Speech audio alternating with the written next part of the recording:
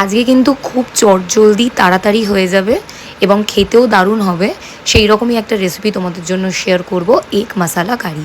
এর জন্য প্রথমেই কিন্তু আমি কড়াতে সর্ষের তেল দিয়ে দিয়েছি। তেলটা যেই গরম হয়ে যাবে, আমি অলরেডি ডিমের মধ্যে হলুদ, লঙ্কা গুঁড়ো, নুন মাখিয়ে রেখেছিলাম, তো সেটা দিয়ে একটু ভালো করে ফ্রাই করে তুলে নিয়েছি। আর ওই তেলটাতেই কিন্তু শুকনো লঙ্কা, এলাচ, দারচিনি আর তেজপাতা দিয়েছি ফোড়ন করার জন্য। আর তার সাথে একটুখানি 1 চামচ মতো জিরেও অ্যাড করেছি। আর তারপর এই রান্নাটাতে কিন্তু কিছু বাটা আমি ইউজ করছি না, পেঁয়াজটাও আমি কুচিয়ে দিয়েছি, টমেটোটাও আমি কুচিয়ে দিয়েছি। এরপর যে রসুনটা ইউজ করছি সেটা কিন্তু আমি একটুখানি বেটে নিয়েছি শিল নোড়াতে, জাস্ট মিক্সিতে কিন্তু কিচ্ছু মিক্সড করিনি। আর আদাটাও কিন্তু সেম করেছি, একটুখানি শিল নোড়াতে আমি বেটে নিয়েছি।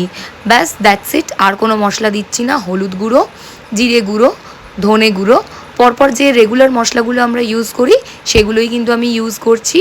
আর ঝালটা কিন্তু তোমরা তোমাদের টেস্ট অনুযায়ী দেবে। আমার বর যেহেতু খুব একটা ঝাল খায় না বলে আমি কম লঙ্কার গুঁড়ো ইউজ করেছি।